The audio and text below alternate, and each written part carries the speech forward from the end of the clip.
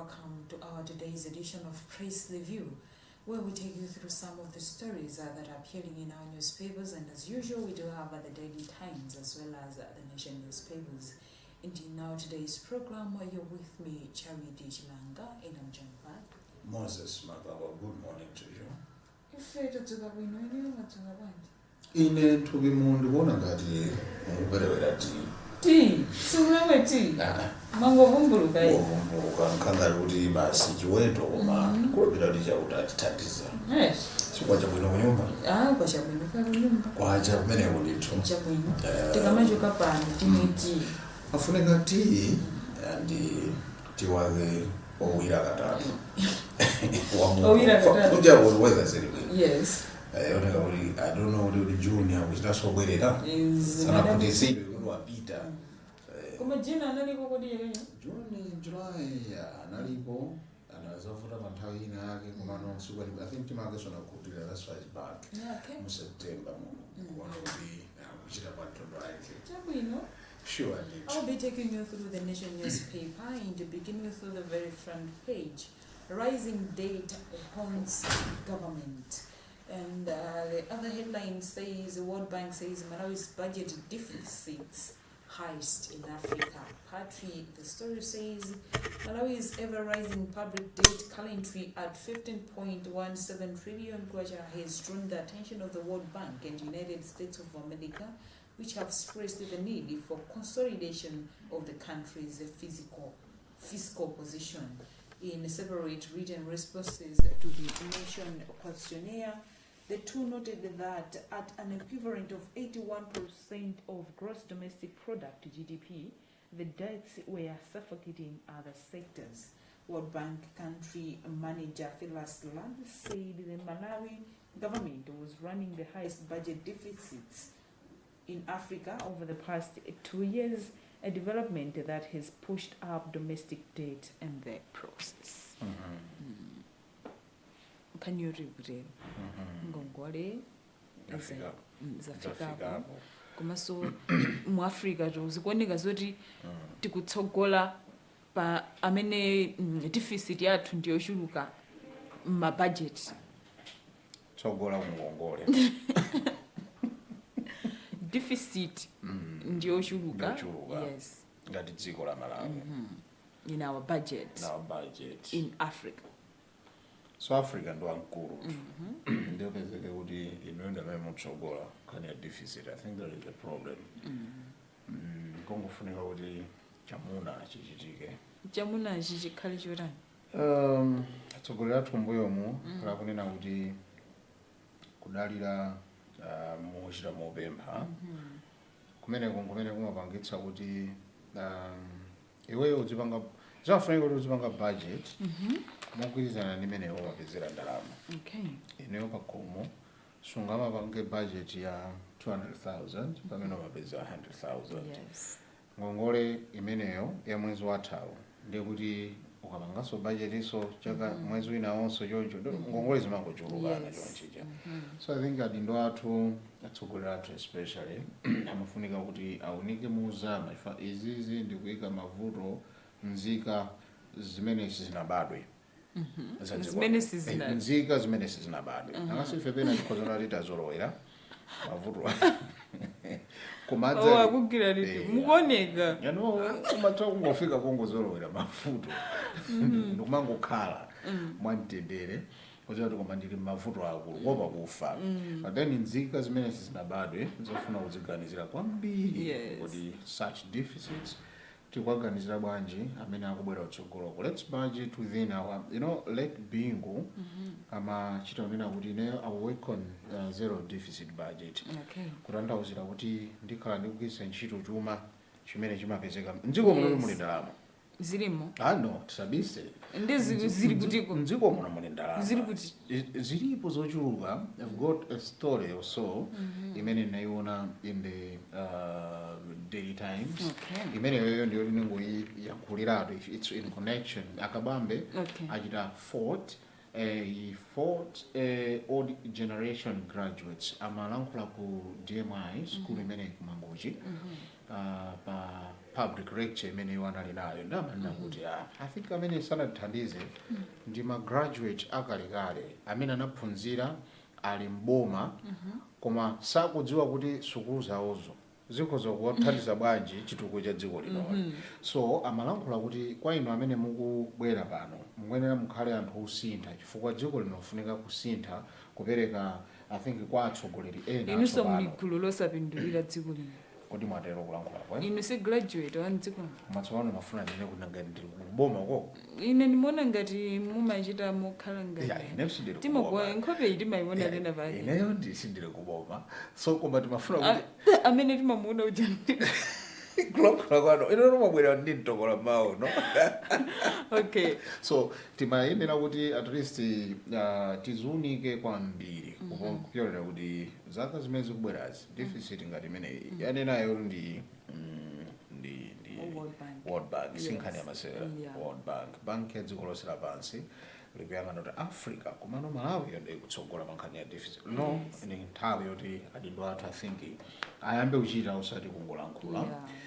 Nditi ndi nkhani ina pano Daily Times yalemba page kuti battle over toll gates ndipo pali ma bulletin atatu the government agencies owes contractors 15 billion Malawi kwacha. Firms plan take over today. We will take them to court. RFA kani yake ndi achidule anena kuti matogate atwacha makontractor atamanga anapezeka kuti akudikirira ndalama yawo kuti alandire ndi ndalama ya 15 billion Malawi kwacha. Ndiye lero Monday iwawo pcheza kunaka kuti tinapanga ndithu mbuyomu I think pa 4 ndi pa 5 mwezi uno anapita akapanga mbindikiro kuma office Road Authority Fund kumeneko palibe chaphula palibe chimene chachitika. So achita moopseza kuti lero litsopano angopitano kumatogeti kuja sikuti akapanga chipolowe koma angofuna kuti nanga simukuti ndalama simukuzipeza koma pamalipiritse nde galimoto iliyonse kuyambira lero idzingodutsa ulere ndafuna apite penepo akatchinge kutchinga kwawo ndikuti atchingirano amene amagwirapo ntchito achi kuti simukutolera kena kalikoti magalimoto this move mukuyiona bwanji?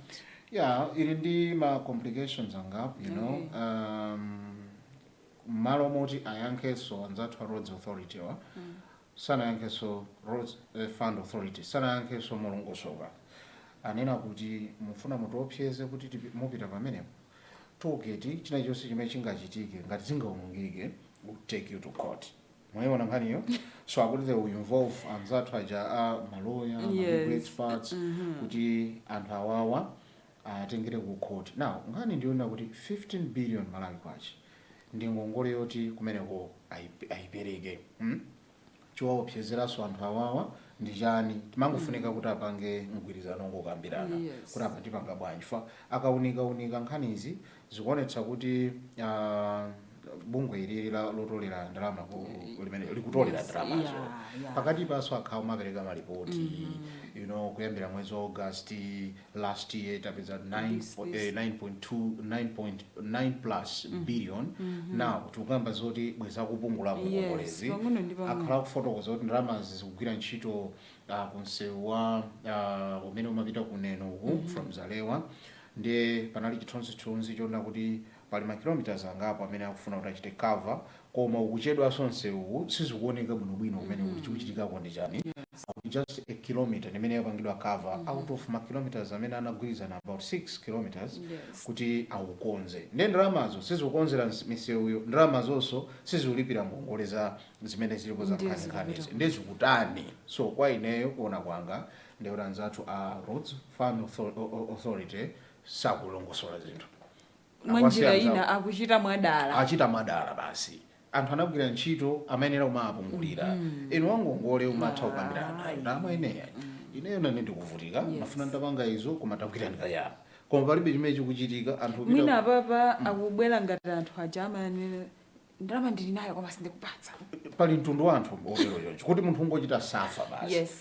These people they've got families, they've got things to take care of. to look into ndiye inuyo timapempha kuti ngakhale ife sitikuyenera kulowerera nkhaniyo koma nkhani ikungonekeratu kuti palibe chuma opsezerana kuti tikutengerana ukhuti nkhani ndiyoti anthu amene apange involve ngati maloya kayani ndani imesa alipira ndalama kumatenga munthu ukhoti nkhani ndi ndalama you can't hire a lawyer for free take ndalama zimenezo akungole nkwalipira what's in the Nation newspaper. All right, on the third page, we have a story. The headline reads, Israel job seekers want agencies reinstated. Part of the story says, Malawian youth seeking job opportunities in Israel have written their government to reinstate recruitment agencies involved in hiring of people to work in the Jewish state.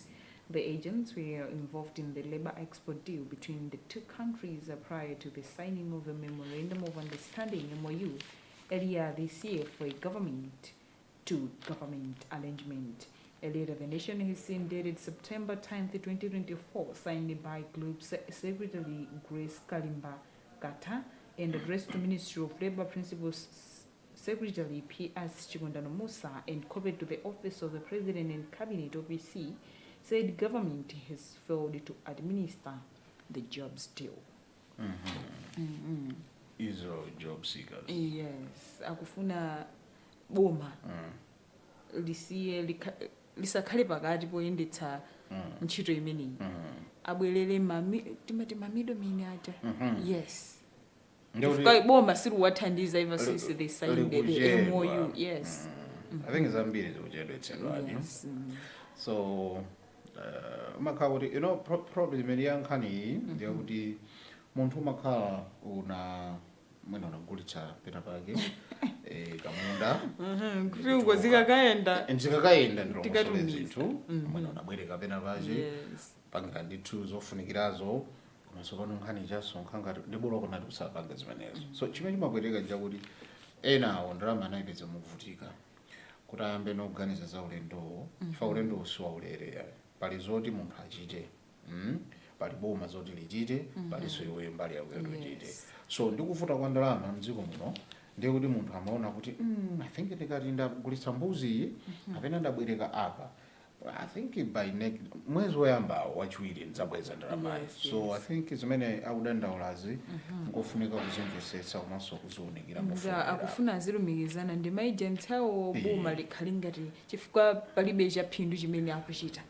I think chimenecho nchofunika kuchiunikira komanso kuti chichitike. Yes, MOU ilipo ndithu panakhala mgwirizano komano zikuoneka zakuti boma malingana ndi madandaulo awo. No, kofunika ndithu kuunika tizimva kuti kodi zikuyenda bwanji nawonso mbali yawo boma akayankha. So kuzomba kwachitika zinthu zina zosakhala bwino. I think police shoot dead driver wa polisi ndithu kuzomba.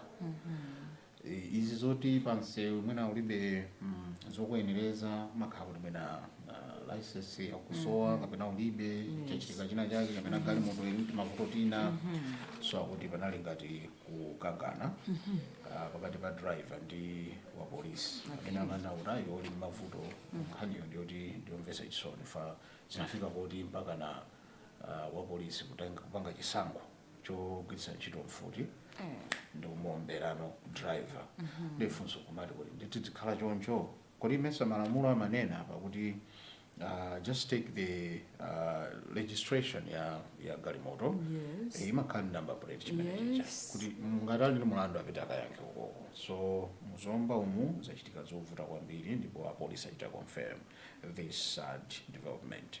Choncho kukhala kuti zipanga choncho tsopano tundiri akanaomberedwa ambiri chifukwa karuti kena kake uko chimene chimavuta ukangoti kwaima 040 abiti apa ambiri samaenda chimene chimavuta wakanashutidwa chimene chimavuta nchakuti polisi ukailowa makusadziwa chimene walowerako zotsatira zake ziti you take things for granted umanyamula ndithu mphamvu zom'manja mwako. It's a service, it's not a force. Maona, it's police what? Service. Aiva chatukenda nyengo zosiyana mwina anali nyengo koma wapha munthu ali pa mlandu tsopano wapha munthu. Yes. Ndiye kuti akuononga mbiri ya polisi. Munthu mmodzi yekha kupanga chiganizo. I think akuluakulu adindo ku polisiko nkhani imene musango iya mali yayi yofunika muiunike mwamphamvu. It needs action. Munthu amene yoyo china chake chikuyenera kumuchitikira. They should take measures pamoyo wa polisi amene, because it's not on, you know, ninkhani yongoni muuza driver say tenga galimoto yako pititsa ndithu ku office. Kapena iweyo tikulanda license. Ngalakupanga magani, you just get number plate. And then galimoto ikhala ikuonedwa kuti kodi imene malamulo ayo limakutaya. Yeah, so mkandofusa ndapsha nayo mtima kumatungo. Mtima wapshelera? Mtima wangasuli pabwino. It's not fair, it's not good. Nemuka mwasoti mukachoka pa. Tiyo bendofunika. Alright, moving on to the business segment. The ministry launches strategy to boost rice production. Now, Patrick, the story says Ministry of Agriculture has launched the second national rice development strategy to boost the rice production for commercial purposes. Speaking during the launching Lilongwe on Thursday, Minister of Agriculture Sam Kawale said the strategy, which will run from 2024 to 2030, is in line with the aspirations of the Coalition for African Rice Development (CARD), a group of bilateral donors and regional and international organizations working with the rice production countries in sub-Saharan Africa. He said Malawi has the potential to produce 10 metric tons of rice per hectare, but produces only 1.5 to 2 metric tons. Ku business umenewo. Kumene kundi ku business. Zamafika ndezi mafuta. Ndizimene zozo. Mukati pita ku journalism kuti izinde tazije afinga ngogula nyonse. Nembazara nipo pali. Pamene pali poto. Mazara nipo pali. Pamene onde pali nkhani. Nkhani imene kuti ifotokoze. Iveke kugulu kwanu. Kodi iwo wakuti chani. Basi yabwino zitayeni. Ndiwerenge ina. Chawero ine ndisembana dia business koma ndifuna nditenge there is no news mukumbukira chaka chamawa mwezi ngati uno pazakhala nkhani yazisankho ikuchitika kodi ija isimuna ichule waje kunali tu msonkhano kumzuzu zipani ziwiri mulibemo ili mafuna imeneyo ndimene mafuna kuti ndione chifukwa kodi why did it time I think ndiona naile mbadzizo lere mulibemo nkoke pokuza na chaka chamawa alisofa kokera mbali yake so MCB nali mbali naye DPP nali mbali naye no mustunzi tinakhala kuona ministries maendera zionetsa kuti anthu akudzika pa ground kukonzekera chisankho cha chaka chamawa.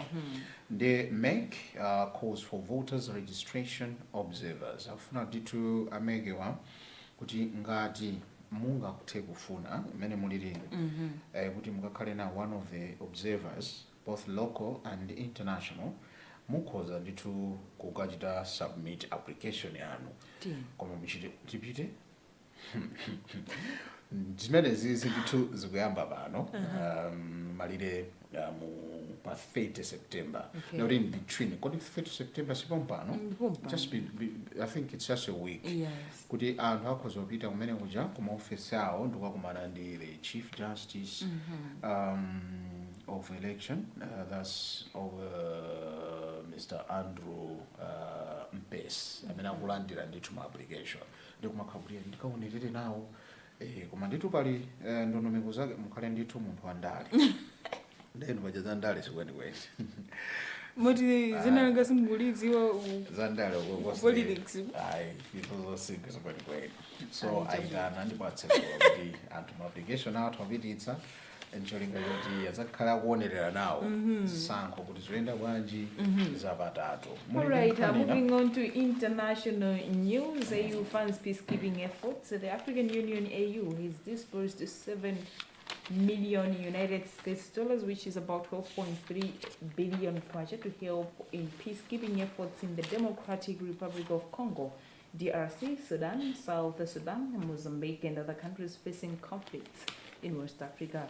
The allocation is 70% of the approved Peace Fund Crisis Reserve Facility, sitting for 2024, aimed at financing essential initiatives aimed at conflict prevention across the country. Beautiful. Ineyo Luntha business kubwera nokuza arts and culture. Kunali nkoke ku Civil Stadium muzinda wa Lilongwe akuti gwamba kumene kwamupanga celebrate anniversary yake ya munkhani ya za nyimbo wakhalamo zaka 15 ndiyanaitana ndithu anthu oyimba akunja modzi mayo odziwika ndi vocalist inoto amene simungadziwe sindikumuziwa ine vocalist nyamata ndithu nyimbo zake akamavinabe umati kuti udakupanga bwanji mukuona mene ndikupangira mwe munthu une mene ndikupangira vocalist amene ali pa Civil Stadium. So kunali nditoyimba ochuluka andinadzaza. I think we should just say to Malawians kuti support imafunika ndiji. Yes. Watu akamapanga zinthu ofa umutsatira. Tiyeni tikaje nawo memo. Komatu atitu ticket imodzi tu 100,000 anthu amalipira. Kani yake? Ine kungoona. Kuna anthu ali ndalama. Maso anga so azipeteka ndikuyang'ana. Pakhumbaja ngatuna kule tikiti makwana no 200 munthu mmodzi memory lino kukalo 200,000. I think anthu ndo ali ndalama wankhabusa kuti gaika iniso mulingulu mutsatero pitani ku sports. All right, I'll take one in arts and culture. Fashion show tackles entrepreneurship. The all shades of beautiful fashion show retained at the weekend for its 4th edition at the European Union EU Ambassador Room Skinnybush residence in Lilongwe. The event focused on reaching out to the corporate world to create opportunities for wider markets and direction through the EU-supported Zanchito project. The event earned praise from Skinnybush, who commended the initiative for its entrepreneurial impact and the potential opportunities it can create. I think we can move on to local sports. Yes. Beautiful. Silver is to 7 points lead. Bullets win. I think in Pirazzulo, what would the silver in a Kalandichi goal chimodzi ndikamu barracks inalibe chigoli anankanga tanthu mene anabwerera ngotulukanso ndi bullets amasewera ndi chitipa ndi kuchitipa kuja anapezako ziwiri zigoli bullets inapezako 4 zimene bezikuonetsa kuti pali nkoke muchene ndi asiliva ndi amene ali pamwamba amene ndithu they have restored 7 points. Ndabva inati bullet yatsitsimuka inakomoka kodi mufuna tiyambane mmamawo ngati basi chabwino nzatha chabwino ndithudi. Malawi cricket team beats Lesotho Ghana. The Malawi national cricket team got off to a good start at the ICC's Men's T20 World Cup Sub-Regional Africa qualifying tournament, winning their first 2 matches against Lesotho and Ghana in Dar es Salaam, Tanzania. In an intense encounter yesterday, Malawi bowled out the Ghanaians for 88 runs in 19 overs. Do you have an international sports story? Joshua Future in doubt after morning by Do Boys. Awawenda Nkhonya. Ndiye zimenezi zovuta kuzifotokoza fajoti Nkhonyayo ndiyo amamenyana mmutu.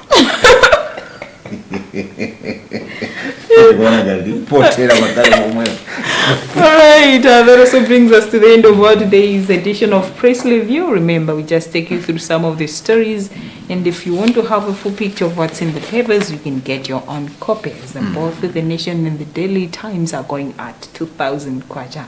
In our today's program, where you were with me, Charity Chilanga, alongside. On the FCC, Henry Malunga, and there have been Moses Magawa. Thank you so much for keeping us company and continue enjoying the rest of our programs right here on Luntha TV. Goodbye.